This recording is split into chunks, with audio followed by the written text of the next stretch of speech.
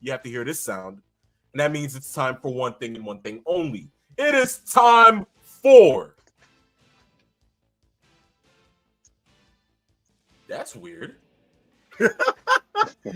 What's going on? Live show, folks. Yeah. Live show. What the heck? Does this really happen enough? Like, geez, like, cue the... You know what? Wait, I think your uncle's producer is messing with us again. Wait, hold on. Our show is going to go out, and Black Adam is going to come on.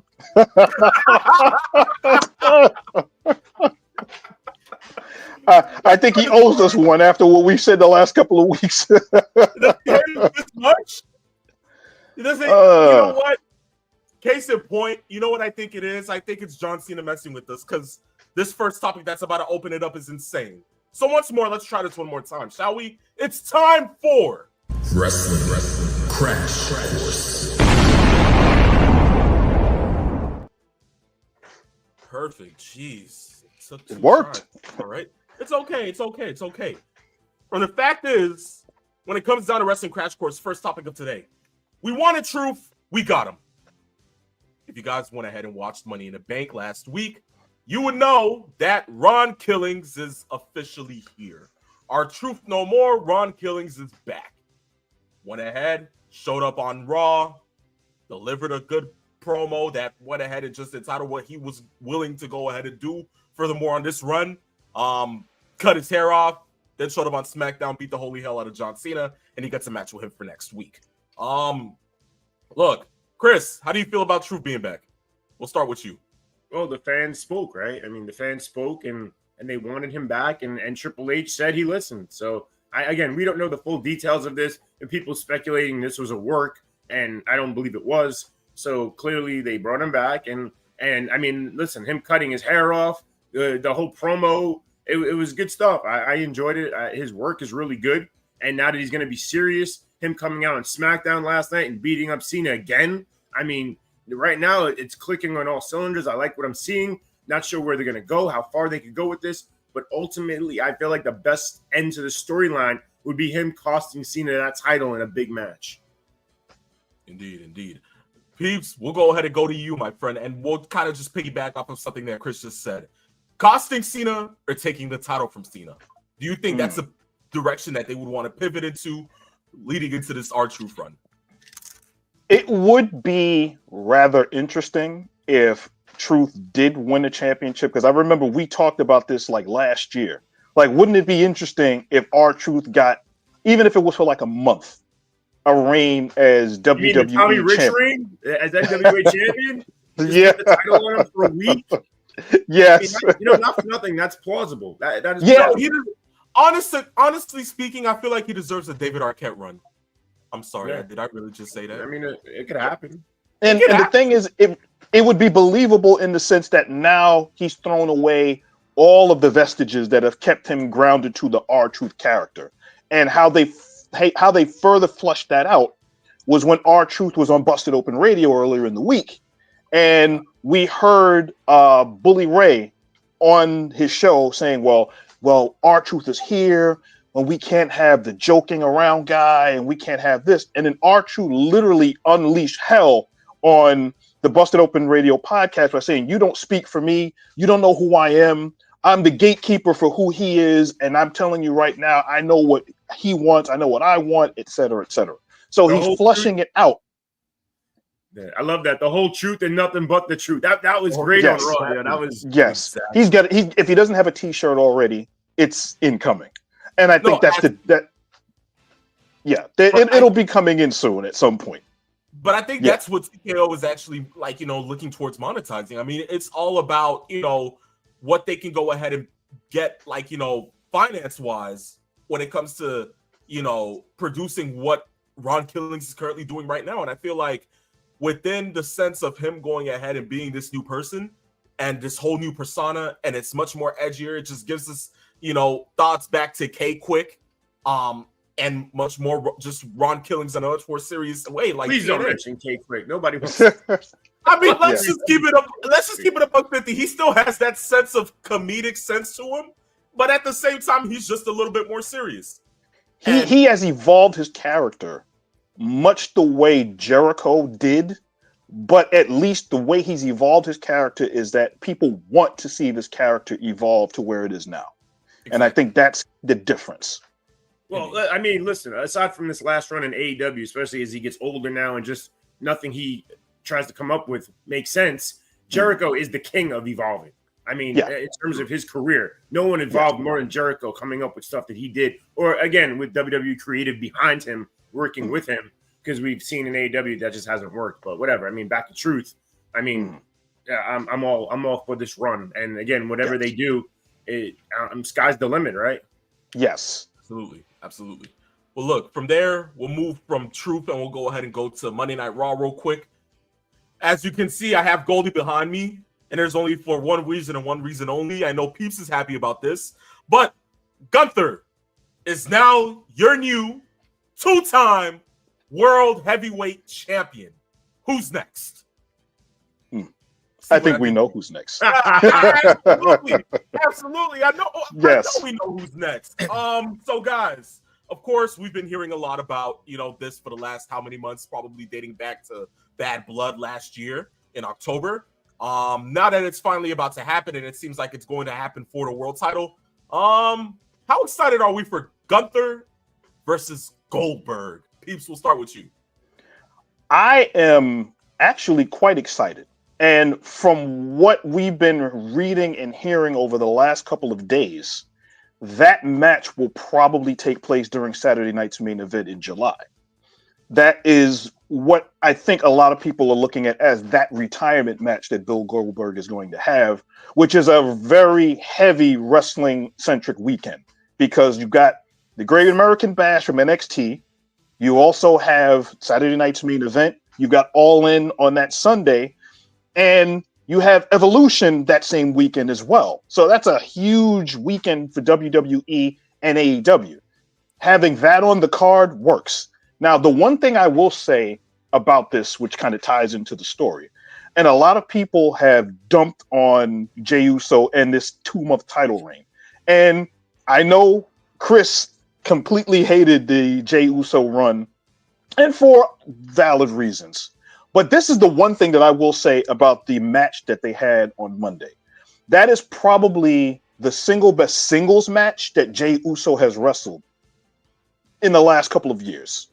And the reason why I say that is because, as Chris and I always bemoan wrestling now, there isn't a lot of psychology in a lot of wrestling matches. There was, in the last 5 or 6 minutes of the match, there was psychology involved in the struggle of Jey Uso trying to get out of the sleeper hold that Walter used and going back and forth. And they told that story of that sleeper. You don't see that kind of psychology in a match much anymore. And I think that was perfectly done. Obviously, Walter was able to help create and craft that match to the way it was, but it was done in a way that definitely worked. Got you. Chris, how we Two words, 6 letters, no yeet. You forgot the Yeah, sorry, I didn't add that. Okay. So here's the deal. I can agree with some of what you said. Gunther it carried that match. He carried that match 100%. Uso's okay in the ring. He has a lot of flaws.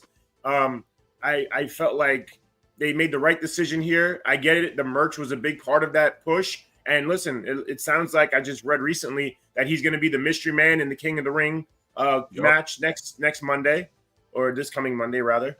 And they made a good decision here. Again, going back to Goldberg, I don't know what Goldberg can offer us in the ring at this stage of his career. Every time he comes back, you can only expect less and less as he ages, and I don't know how long of a match they could actually perform.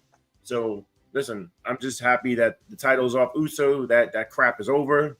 And I'm just, that's it. And they'll get to rebuild that title reign that they botched during his first reign, because his first reign was somewhat underwhelming. I think they have a chance to do better by Walter by giving him this second reign and seeing what he can do, because he's going to have better opponents in this reign, I think, than that first reign.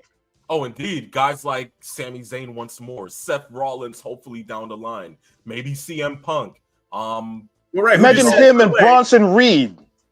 Right. Coming off of Money in the Bank. which we really didn't discuss, is that Rollins now being able to cash in at any point. When does he take advantage of that? And by the way, does Jey Uso even get a rematch? Does this go away completely? Because if Jey Uso gets a rematch, then we're looking at the possibility, if he were to win it back, Rollins cashing in at that moment. So I don't know what direction they go with in terms of the rematch that most people do get. Absolutely, I agree. Well, they got it in the back of their pocket and see what they do with it. Absolutely. I mean, we have time. We have time to figure out what they can. Oh, the other thing that we didn't talk about within that Jey Uso dynamic is his father Rikishi on his own podcast kind of like crashed out about the fact that he lost the championship and went into this whole diatribe about, oh, well, and the Samoan dynasty done all of these things and what Roman has done and for 70 years and all of this other stuff back and forth. They're like, wait a minute. Didn't he call to fire the WWE writers? Because shoot. Yeah, he had a whole shoot. Dude. Yes, Rikishi went on his podcast to defend his son and went 70 years of excellence in the Samoan dynasty, and I don't like what you did, and Jay and everything else. I was like, wait a minute, have you not forgotten that Roman had one of the longest championship reigns in that company in the last 30 or so years? Have we forgotten that the Usos as tag team champions were probably 10, 11, something like that? Yes. And the last reign that they had was over a year long. No, it is good, man. Again, people get old and they say stupid stuff, and he's got to realize that there's a bigger picture. There's bigger stars there. I'm sorry. Yes. As over as he is with the Yeet, again, it wasn't even his. He had to buy it. He had to go to court and buy Yeet from somebody. He didn't come up with Yeet. Let's not forget that. That's facts. Oh, that's facts. Good grief. Wow. Rikishi. What are we gonna do about this? But look, he's a proud papa. That's all. I guess that's his crime. But what can you do? I mean, you got a point. But from Gunther being the world heavyweight champion, we move to another world champion. That is John Cena, of course, who came off the heels of Money in the Bank, taking an L alongside Logan Paul against the team of course, Jey Uso and Cody Rhodes because of R-Truth. But flashback to 2011. We're kind of going into this whole facade of reliving a storyline. Cena is now somewhat feuding with R-Truth while he's about to defend the WWE title against this man. Ladies and gentlemen, at Night of Champions, the announcement of CM Punk and John Cena for the WWE title has been made. How are we feeling? Of course, we know this is going to end with somehow, Cena getting a W. Not what. There'll be some shenanigans at some point. Yeah. Indeed. Yeah, I'll say this. I'm lukewarm on this, just knowing that going in. I can't imagine Punk winning the title in this scenario. So, yeah, again, who comes out? I mean, you know what? In an ideal, perfect world, The Rock, the final boss, returns to screw CM Punk. Yeah. Right. To lead to an eventual tag match with Punk, The Rock, Cena, and who am I forgetting here? Cody Rhodes. Cody Rhodes. Right. That would be an amazing tag match that they could do later on down the road. Yeah. I can't imagine a world where Saudi wouldn't want to pay extra millions for The Rock. I mean, it's blood money. Let's be for real. They don't care. But even more so, one of the things that they did, and this is something that I have to applaud the writers of what they've been doing. As lackluster as a title reign this has been, there have been dynamics about it within John Cena's reign that I have liked. And there is actually some kind of psychology in the thought process of the last couple of weeks as to what Cena is going for, where now he's saying, if CM Punk really wants this championship, he's going to have to become the hypocrite that he bemoaned the WWE of creating by going to Saudi, knowing that CM Punk did not care for going to Saudi all those years ago and dumping on the Miz, et cetera, et cetera. If you're going to have to go all the way to Saudi to take this championship away from me, to be the person that you claim everybody else hated, and then to bring up during the promo, you sound a lot like me, and I sounded like you. And I like the way the dynamic, that small dynamic of where they're at, that actually works. No, indeed. I think especially when their promo battle on Raw kind of spoke senses when Punk was like, towards the end when he was like to Cena, hopefully we can see that you're more Red Sox than actually New York Yankee, like I've said before. Yes. And it was like a throwback just to being 8 again, hearing it and being like, oh my gosh, like, wow, we're really getting this dynamic where Punk is now the face wanting to defend the company from Cena instead of it being Cena trying to defend the company from Punk. And it's like, and that's the dynamic I like. And it's a beautiful dynamic. And that's what I enjoy out of this Cena run. It's now Cena, the beloved babyface that we've known and loved for so long, is not a bad guy. And those certain superstars from his past who have been the bad guy in the storyline is now trying to overcome Cena with good. And it's like, when did this ever happen? Like, and it's crazy because now you guys kind of sit there and think, this is the perfect time for one Adam Copeland to be a part of WWE, because this would have been a match that I would have wanted to see. But in other words, we don't get to see that. How'd you guys feel about Cena's promo last night, talking about his genius plan that has come to fruition? I actually like that dynamic. We're getting somewhere.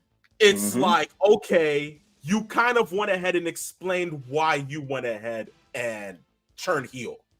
But still, I feel like it's still not enough. Like you said, we still need the final boss implemented somewhere within this. He started this whole thing. He has to explain why it's like this. If we're not getting that, then it's kind of like what Cena's saying is somewhat good, but a little bit lackluster because we're just expecting more from the story, you know? And he's basically saying that everybody's expecting Cena to use the final boss to get to where he is when he didn't necessarily need to use him. So the constant references to the final boss helps keep the story going long enough for the believability of the other aspects and the tangible things that you would think Cena would discuss now makes more sense going forward in his feud with CM Punk and literally everybody else on the card, because now he's got a target on his back and he's getting it from Cody, he's getting it from Orton, he's getting it from LA Knight at some point. We know he's definitely getting it from Punk, all going after him. Is Punk taking shots at The Rock on his own, or is that part of the story? Because if he's doing that on his own, well, then he's just making us believe or think that The Rock can come back. Because if you don't mention The Rock at all, well, then he out of sight, out of mind. Then he's not part of this anymore. So even Punk has to stop mentioning him if he's not going to be a part of this. I think it's part of the plan. I kind of think that it maybe they're keeping the coals hot for if The Rock makes some kind of availability that they can use him at some point, whether it's a vignette or something. Because I think that's the linchpin that connects everything together that they still have not revealed or have gone into any depth on. If they do that, then the constant references make perfect sense as the story evolves. You know what? I see this one comment from Nader Production, and he says a little bit of 2011 vibes. I remember when Punk screwed Cena in that one tables match versus Truth. In the next Truth versus Cena match, Punk is going to screw Cena. Now, look, we remember what came out of that whole tables match, and we remember what happened at the end. Guys, just to ask you a quick question. Pipe Bomb 2.0? Are we seeing one? I don't know. I don't think that they're going to go that far with Punk and the pipe bomb. Well, not in the sense of losing it over the company. I would say more of like a real promo at the stage, crisscross applesauce, just laying it to Cena on. Well, he kind of did that in the promo yesterday on SmackDown. Yeah, true. So that's kind of the pipe bomb-esque aspect of the story that they've continued. So I don't think they need to add any more in that sense, because anything else that Punk adds to it is literally just icing on the cake. And also, what more can you say about Cena that hasn't already been said? Yes. True. It's more about now how Cena works this into how many dates he has left. Because I think that's the actual other overarching deal that I think makes the dynamic that much better. But also, I believe that the dates is a work, because whatever they need, he's going to be there for. He's not going to just be like, no, I'm not coming today. Yeah. And then he can also, if they go over the amount of dates, to say he puts up 16 dates, or 15 dates, and he shows up a couple times, he can adjust that. Well, these dates doesn't necessarily mean appearances. So I showed up twice on one show, and then they can toy with that as it goes on. So there's a lot of maneuverability within that. I just love his facial reactions to the fans. I know we're going to talk about more of Cena later on in the show, but the way he gets on the fans now is really well done. I love it. Yes, No, absolutely. yes. Did you guys like the sense of him actually acting as if he was Thugonomics John Cena towards Nick Yes. Aldis? When he threw the cat back and he just started getting it all in his face. I found that completely funny. It was a good icing on the cake for last night's SmackDown. But within that, we move to NXT. Allow her to reintroduce herself. Her name is now Blake Monroe. Peeps, you got the last name right last week. Yes. I don't think I didn't catch that. But There yes, you go. Mariah May, former AEW Women's Champion, who moved over to WWE and is now in their territory of NXT, is now going by Blake Monroe. Cool name change, whatever the case may be. That's not what we're talking about here. What we're talking about here is what does it look like for her within the next month? Because it seems like they're probably quick to going ahead and putting the title on her. And that's what I'm thinking. Because within the JT Jane reign, it seems like it's somewhat of a good reign currently or so. But that's not what we know is the end goal. We know that there's a good case that she's a transitional champion. So, Chris, how we feeling? Yeah. So if you're in NXT right now, and out of all the women that still remain, and you see Julia come in, you see Stephanie Vacker come in, now you're seeing the former Tafka Mariah May come in. How long is she there for? Because let's be honest, she's ready for the main roster. Absolutely. She's that good. We can't deny that. I was never negative about her work in AEW. It was stellar. So she's there for a cup of coffee. And all these other women be like, wait, what about us? Hi, we're still here. I agree. Peeps, how you feeling about it? Here's the funny thing. They're going to use her the way that AEW didn't. And I mean that from a merchandising standpoint, from a marketing standpoint, because I can see her on the Evolution Premium Live event having a high profile match from the NXT brand.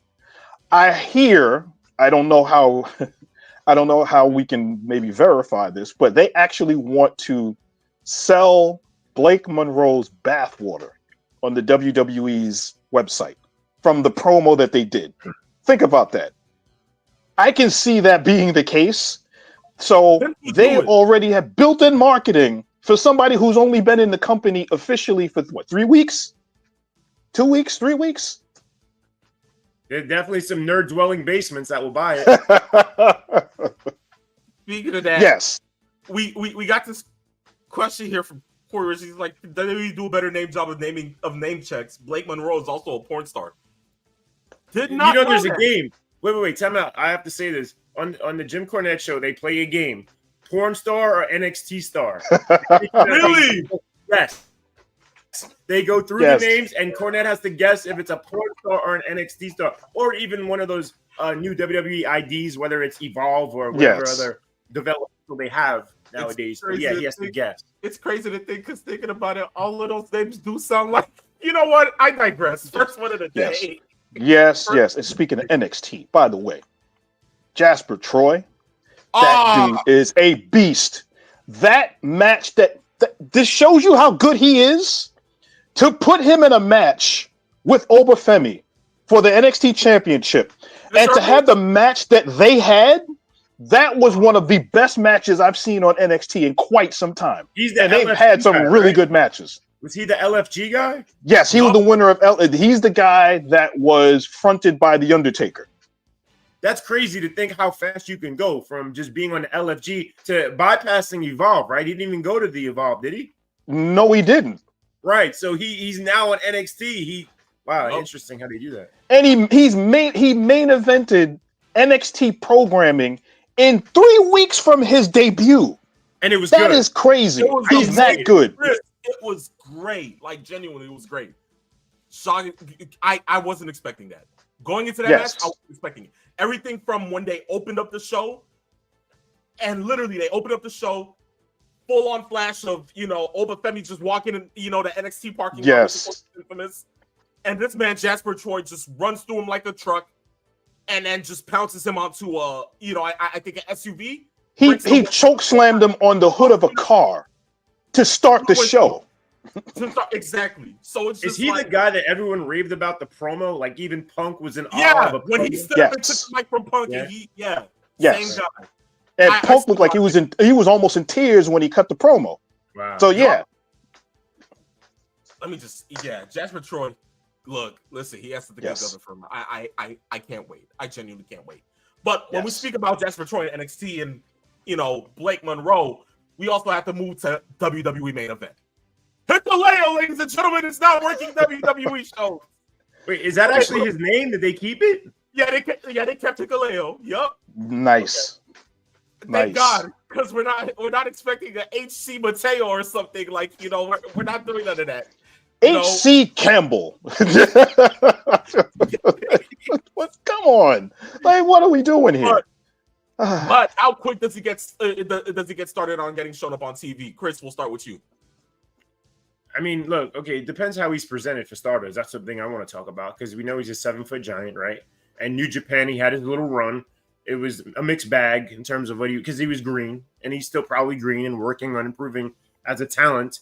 I'm more interested in how they implement him into the storylines, and then when does he eventually go to the main roster to join his family? By the way, Tama Tonga is injured, I believe. Tongaloa, who knows? He's just never going to be on TV again. But I mean, if they could bring the Tongans rather family back together, we'll see. Imagine if Haku made an appearance as their manager. Bring the whole family together. That would be crazy. Chef's kiss. I have the perfect way to bring him up to the main roster. Based on what we saw with the Jacob Fatu deal and the fact that next week they're going to have them in the ring together to have, I guess, some sort of reconciliation, at least from Solo's side. And going in and saying, look, he went full Bill Cosby. He said, I brought you in this world. I can take you out. Right.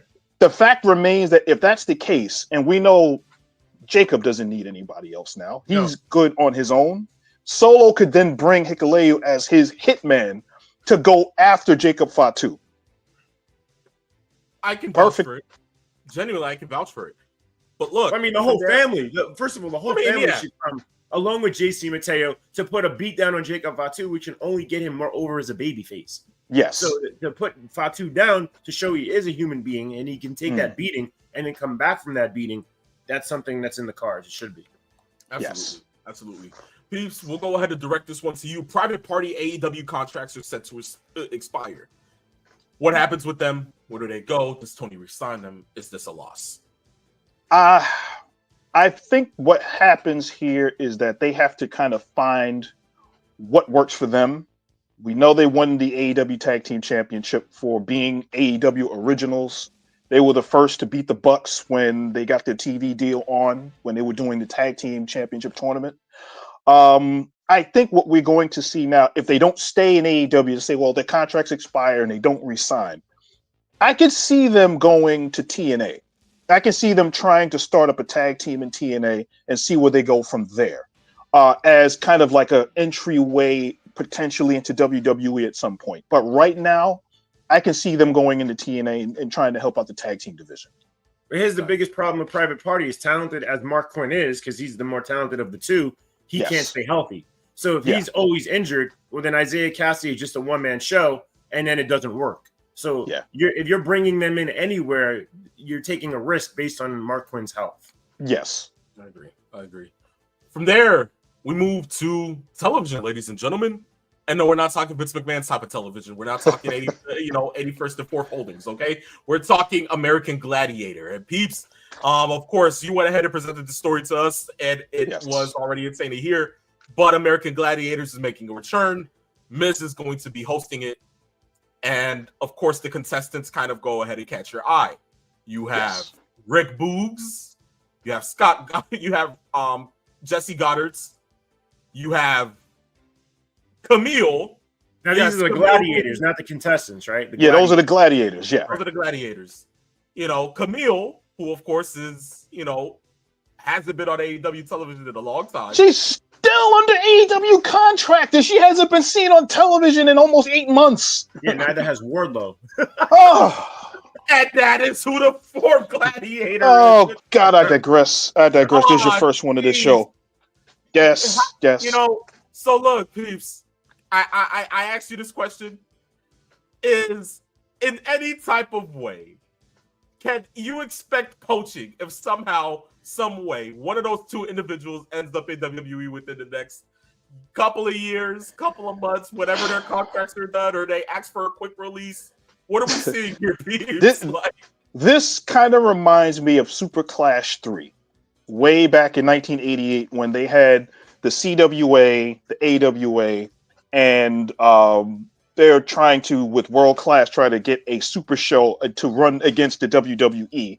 And while all of these three companies were trying to converge to make sure that they put up a great show, the individual promoters were trying to poach talent from each other's promotion to try, instead of helping themselves out, they basically like rats on a ship and trying to poach talent from each other. They're trying to put each other out of business. It's ridiculous. Hey, who can put their company out of business the quickest? In this sense, I can see WWE trying to use this as a recruitment area to see which one of these can go ahead. Wow, Camille looks like she can be used maybe as a bodyguard. Maybe we can put her in. We can use Wardlow. Let's put him on NXT to build him up a little bit and then put him on the main roster. Name? With what? And that's the crazy part. Yeah. Call him the low man. Call him the. I don't know. They'd come up with some goofy name. What? Warlord? Like that works? Jeez, just yes. Switch around. The Ward Lord. No, he could be Warlord. Remember Warlord? He could be his son. That would be interesting because Wardlow has everything you want in the stereotypical pro wrestler in a business now where we've gotten away from big men. We don't really talk much about big guys as often as we used to. Perfect example. Look at Omos. Omos is been sitting in in Pro Wrestling Noah for the last couple of months, and they re-signed him to a huge deal in WWE. Like Omos versus Hikuleo. Wow, that would be interesting. That would be the battle of slow motion. Bad. It could be really bad. It would be a battle of slow motion, and then let's rewind it backwards. Exactly what I was thinking when you said that. That's why I had to look up and be like, wait. Yes. Not me imagining it for real. Yes. But within that, right? We go ahead and move lastly to our last topic today before we get into our ratings. We're going to be talking about ratings. Dave Meltzer's ratings. Oh, God. I spoke to Chris. I spoke to Chris about this earlier in the week. Oh boy. Look, we're going to have fun with this one. Five-star matches are not five-star matches when there isn't even a subsequential finish to it, okay? But somehow, some way, you give Vikingo and Omega 2 years back a 5-star and 1/4, 5 1/4 of a star match, but then Gable versus Vikingo gets 4 3/4 of a star. But Flair versus Steamboat is not a 5-star match.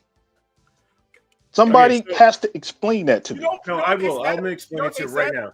Let me handle this. First of all, this Swerve Ospreay match is really good. Don't get me wrong. They do a lot of good things in the ring. They're both extremely talented. I'm not going to dump on them entirely.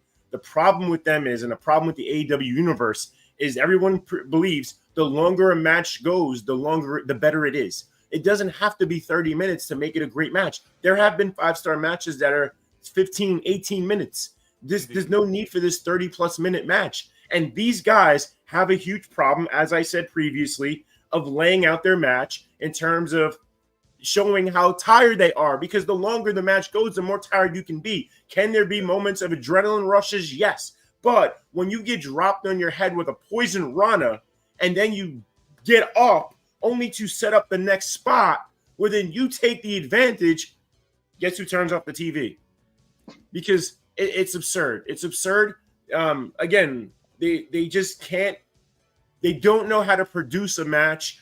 It would be a great spot that they never do? How about they, at the end of a match or towards the end of a match, they hit each other so hard, and then with these fake forearms. That's another thing, the whole fake forearm thing, and then the yay boo. How about you do a yay boo where both guys collapse and the referee has to count to 10 and then one guy finally gets up? Show me how tired you are. Show me how fatigued you are. They you know what they do? They'll sell at one point for like 20 seconds and then they get up, but then nothing bothers them again. They're back to normal. It's like a video game where they get full energy again. That's just fake. It looks bad. And they don't know how bad that looks to people who know what wrestling is. It doesn't look like wrestling. It looks like a gym meet. Mm-hmm. And that's old school Japanese strong style, where they would literally beat on each other until they both collapsed. And then that was the end of the match in some instances. Or like, oh, it's a draw. And then they would have the handlers of both wrestlers come in there and drag them into the corner to try to revive them. We don't see finishes like that anymore. There was a great Ring of Honor Final Battle 2003, Samoa Joe against Loki. These two kicked the crap at each other for 18 minutes. It was as strong a style as you'll ever see in a match. And the finish was Samoa Joe collapsed and Loki pinned him. Yes, that's a great finish. Yes. You want to know about to piggyback on the time as far as having matches, as far as the length of time being some sort of determination of how great a match is. I can give you a 5-star match from my eyes that didn't go 25 or 30 minutes. Steamboat and Savage at WrestleMania 3. That match went 18 minutes. Prime example of that. Flair and Steamboat at Chi-Town Rumble. That went about 24 minutes. You can do 25, 30-minute matches that have as much impact going in as a match that went 45, 46 minutes. Of the matches that Steamboat and Flair had, even though the Chi-Town Rumble was great, my favorite match of the 3 of those matches was the 2 out of 3 falls match. I thoroughly enjoyed it, and that match went almost an hour. But it went almost an hour because it was a 2 out of 3 falls match done in 1989. You can do a match like that today, but it wouldn't have that same kind of impact. Getting back to Uncle Dave and his star rating, listen, I don't know if he's in Tony Khan. I don't know Tony Khan with the whole pocket situation there. I don't know what's going on, right? So I don't know if he's on the payroll or not, because he's fair with his WWE ratings. Okay, when he gives his star ratings, they actually make sense because a lot of WWE matches aren't that good. That's fair, but you have to then turn it around and be honest. And again, I'm not saying 5.25, right? Okay, if you would have given this 4.25, 4.5, I would have no problem with that. But this is why we don't know what's going on there. Why is he giving these matches higher star ratings? Yeah. But anyway, I digress. I gave one. What? Okay, I got to write this date down. It's the first time that Chris gave us an I digress. Wow. And all it took was a match from AEW to get him to that point. I told you it's going to be therapeutic. It'll happen. But there you go. It happened. Also, our producer says we got to move along. So our producer. There you go. Yeah, indeed. With that there you go. Wrestling Crash Course, ladies and gentlemen, you want to keep up with all the latest social media news and updates. All you got to do is one thing and one thing only. Follow us on Instagram at Saturday Afternoons _main event. But look, peeps, before we go to break, ratings, real quick. I got your ratings. NXT. Right yeah. Right here. Yes. NXT actually won this past week. 726,000 viewers for NXT with a 0.20 in the demo. AEW Dynamite did 597,000 with a 0.17 in the demo. And the interesting part is they went 4 hours and they got Collision back to back. And Collision's ratings went up over the last 2 weeks. Last week they did 382,000. This week they did almost 400,000. So those ratings went up. And the interesting thing is, and before we head over to our break, Worlds Collide, which we all agree was a really good card, they got 764,389 live views during the show on YouTube, a free show on YouTube. And at any one point, they got in the first 24 hours, 4.1 million views for Worlds Collide. Obviously, the international audience is going to watch because of AAA and the WWE's NXT brand, but we know why. They thoroughly love the show. I mean, they found their Santino Marella and Mr. Iguana, so I mean, I can only go ahead and play for that, right? Yes. Yes. But look, when it comes to that, this marks the end of the first half of Same, ladies and gentlemen. When we come back, we will go ahead and get into our questions from all of you guys, whether it be live or sent in. And once that is over, we have our final topic for today. So, ladies and gentlemen, stay tuned. Do not go anywhere, because the second half of Saturday afternoon's main event is, of course, coming up next.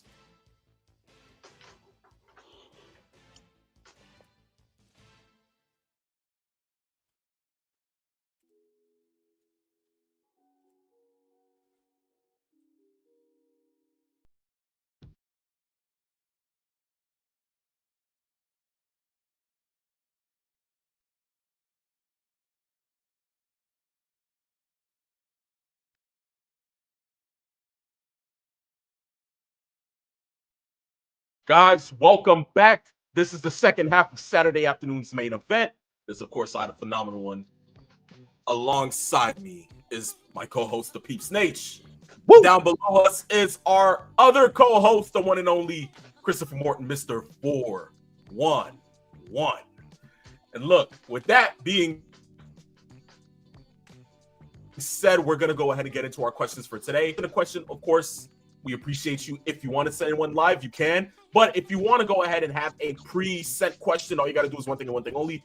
DM us on Instagram at Saturday Afternoons_main event. Send in a question, and in the words of the Wrestling God, WWE Hall of Famer JBL, I guarantee it will be on the next episode of the show. With that being said, first one comes from a sent in Master Sean 007. He says, "Greetings, gentlemen. In honor of Father's Day weekend, I would like for you guys to name as many second and third generation wrestlers / managers and their dads."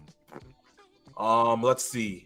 Geez, the Flairs, the whole Samoan dynasty, the Ortons, the Rhodeses, The DiBiase's. the DiBiase's, the Blanchards. Wow, like, geez. Help me out here, guys. I think I'm Gordys. You got the Gordys out there. Bull Buchanan, his son, was out there as well. Scott Hall, Cody Hall, that's another one. Ricky Steamboat and his son Richie, who wrestled. Indeed. Geez. The Mysterios, of course. For Uncle Triple T. He's screaming at it right now. He's Yes, yelling at the greatest intercontinental champion of all time.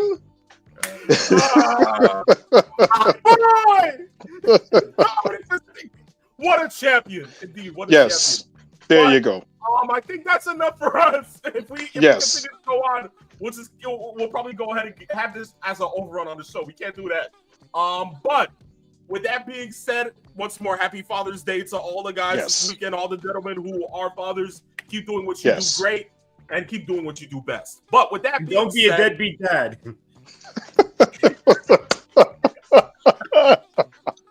Oh, that's the PSA from Same. Don't be a deadbeat. Oh man.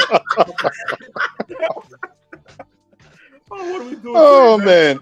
Our producers are gonna kick our butts right now. Oh man. Yeah, indeed. But with that being said, next one comes from a live message sent in from Jeff. Name says Jeff. He's on YouTube. Hi, Jeff. Appreciate you for coming in, man. He says, "Did you guys see how Rikishi was talking about how the writers failed his son's championship run?" Yes. Yeah, you can't fix his wrestling nor poor promo skills. Yo, Chris, I think we found a second you in the chat. Yeah, listen, I mean, we said it all already. I mean, listen, okay, Jey Uso was amazing in the Bloodline storyline. He was. Let's be honest. His facial expressions, when he didn't crack at Sami Zayn's jokes, was really good.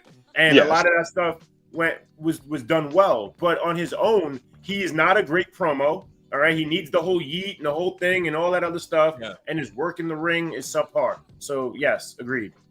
Yeah. Okay, understandably so. Next one comes from Jaden Nader Productions, also on YouTube. He says, "Do you guys think Mr. Iguana reminds you of Santino, Mankind, and a bit of Goldust?" The timing of these things, right? We just talked about Mr. Iguana. Yes.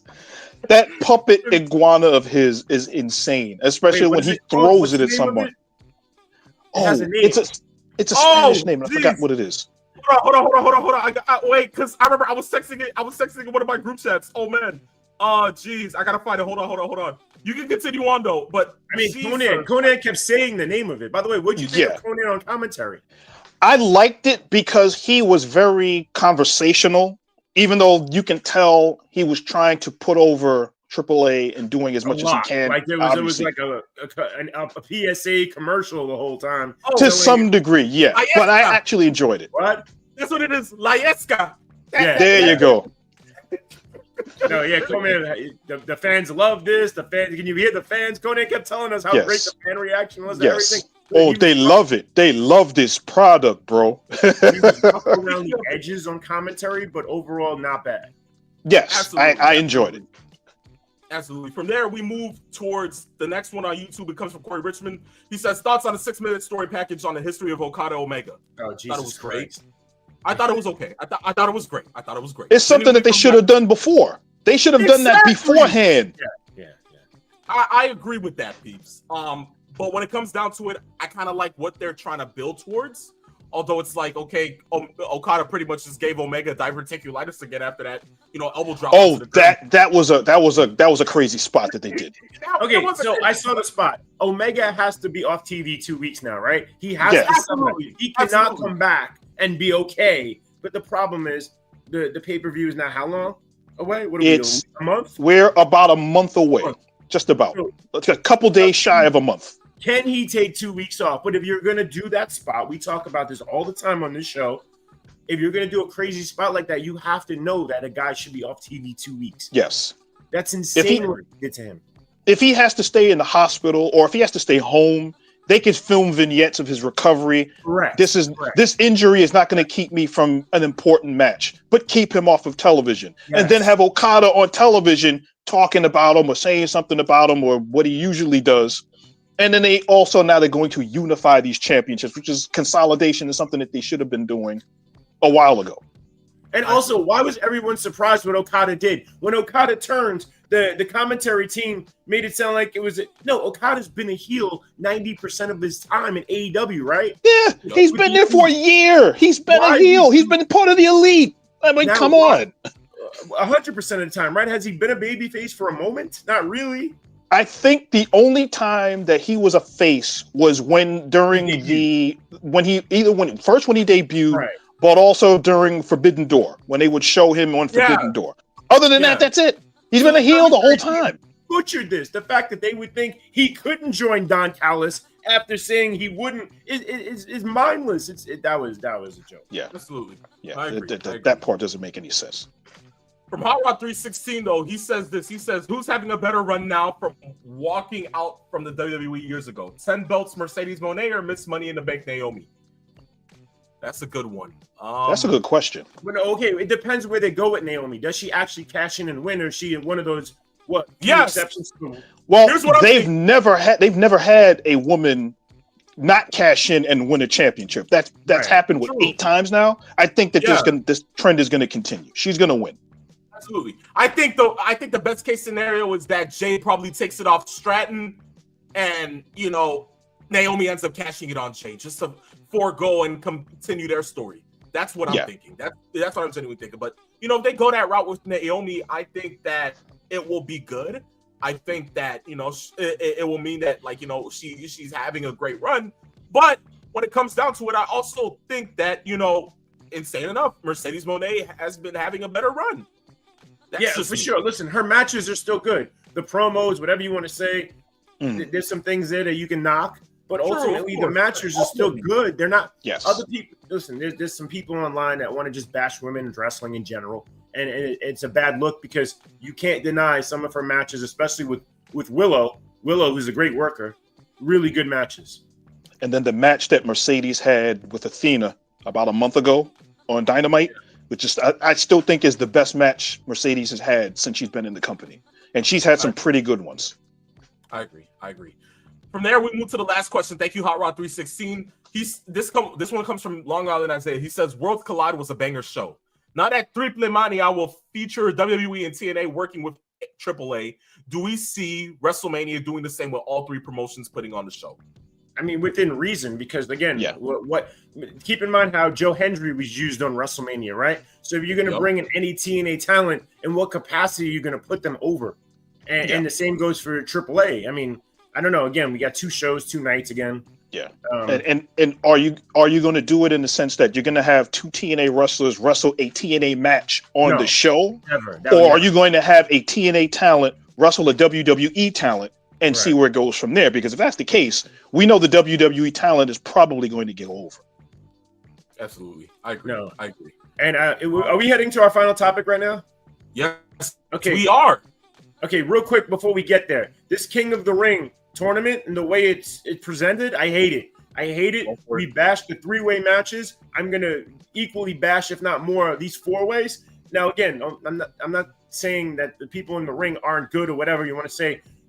You have a 3-hour show. SmackDown's a 3-hour show. Raw's a 2.5-hour show. Do a traditional format. You could even have had to do like a pseudo G1 style where it could have been a real good tournament, extended period of time to then crown King of the Ring. This is poor, lazy booking by Triple H. I hate it, and it needs to be called out, and he's only getting worse. Listen, I hate to say this, and I've said it already on the show once before. The more we see a Triple H's booking, the more there's a little Tony Khan, the negative part of Tony Khan's booking inside of Triple H's mind, and I hate it. I also think what adds to that is well the schedule conflicts with that booking shows back to back to back, where it's not giving time to build towards stories that are meaningful towards the feuds that will go ahead and head into those PLEs. Like, you would think that if Night of Champions is going to be featuring the King of the Ring tournament, you would possibly think that this would be something that would be planned out throughout a whole month. No, we've only been booking towards this thing for this week, the week later, the week after, and then literally that next week is literally the show. The yes. epitome of lazy booking. Nate, please attack this. Yes, it's we see way too many 3-ways and 4-way matches, and the thing that is what irks me about it is the concept of a triple threat or a 4-way dance has always been great when done in moderation. Yes. And that's the problem. We see it way too often. And the reason why you hear us always say that it's lazy booking is because instead of developing feuds for the underneath parts of the card and letting someone else shine, maybe flesh out your tag team division. Have contenders matches for other championships. It's not like they don't have any belts. So we talk about the AEW having so many championships. WWE's got a lot of championships also.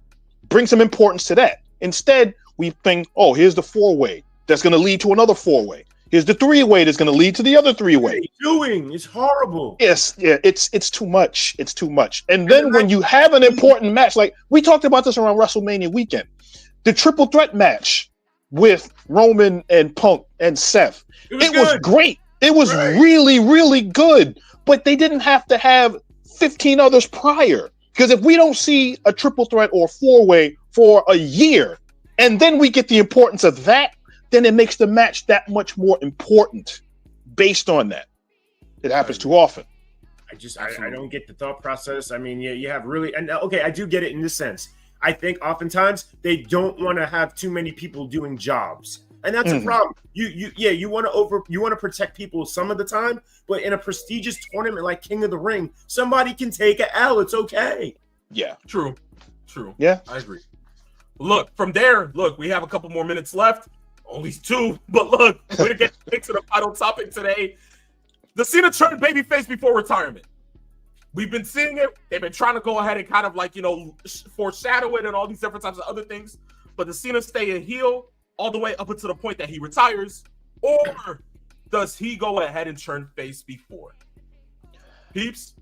I can see a scenario where he stays heel and his last match he loses, then has the Randy Savage mea culpa, where if you remember the match that Savage had at WrestleMania 7 with the Warrior, which I still is my favorite Ultimate Warrior match, is that Savage, after everything that happened, when everything was over with, he stood in the ring by himself to absorb the fans' reaction and their applause.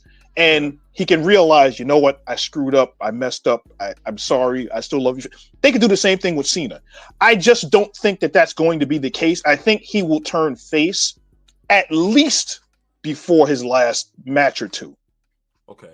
Chris? The only way he turns face where it makes sense, and again, we've already mentioned him on the show, and we talk about the storyline, is if where The Rock has a scenario where he turns on Cena and they beat Cena down to where he needs help, and then he has that moment where I'm sorry and stuff like that. And keep in mind, there is still that 50% of the crowd, you hear the chants, that still say, let's go Cena. And the other half, Cena sucks.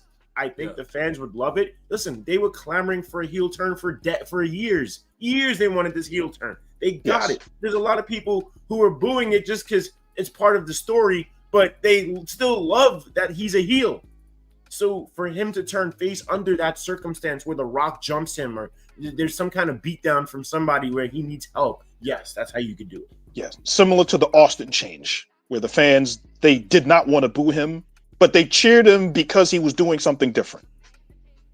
Yeah, indeed. Well, with that being said, ladies and gentlemen, what do you think? For me, you know, this is gonna go ahead and look. This is gonna look like Jerry's last thoughts. Okay, just bear with me, y'all. But when it comes down to it, the phenomenal one's final thoughts. Take care of yourself, each other. Agree, but when it comes down to it, I think that there's a good chance that he turns face before his final match. I don't think it happens at retirement. I think there's a good chance that I don't even think he's holding the title up until the point that he retires. I think that he's losing it possibly maybe SummerSlam, maybe Survivor Series. And then his final match, he goes in as a face. That's what I'm genuinely thinking happens. I think the moment that he loses the title is the moment that he realizes that, damn, I wronged the fans. Damn, I went ahead and I did this. Damn, I did this wrong. Okay, I'm taking this back. And, you know, the next night on Raw or something, it's a I'm sorry. It's a I'm this, I'm that. You know, I think that's what the goal is. I think that's where we're going to be going with it. But look, we have about 5-6 more months to actually see where they go with this, because I know Cena's last match is supposed to be in December in his hometown. So look, more the better. I just think that there's no way that he's walking in to his last match as a heel. That's just me. But once more, ladies and gentlemen, boys and girls, children of all ages, this marks the end of Saturday afternoon's main event. We will see you guys next week for episode 26. Beyond everything else, we appreciate you guys for going ahead and tuning in on Twitter, Twitch, YouTube, wherever you guys went ahead and sat here and watched Saturday afternoon's main event. But we hope that we delivered on our promise of giving you guys laughs, good times, and all the wrestling news possible. And once more, we just hope that you enjoy all the wrestling and all the news and everything that comes within this week in the world of professional wrestling that we all love. But with that being said, this marks the end of Same, where I, the phenomenal one, and I, the Peeps Nate. And once again, 411. Yes, where we came, we saw. And in the words of the great Paul Heyman, send them home, peeps. We conquered. We conquered, ladies and gentlemen. This was Same, phenomenal one, Peeps Nate, Mr. 411. Peace, love, farewell, and like we had just said, take care of yourselves and each other. Peace.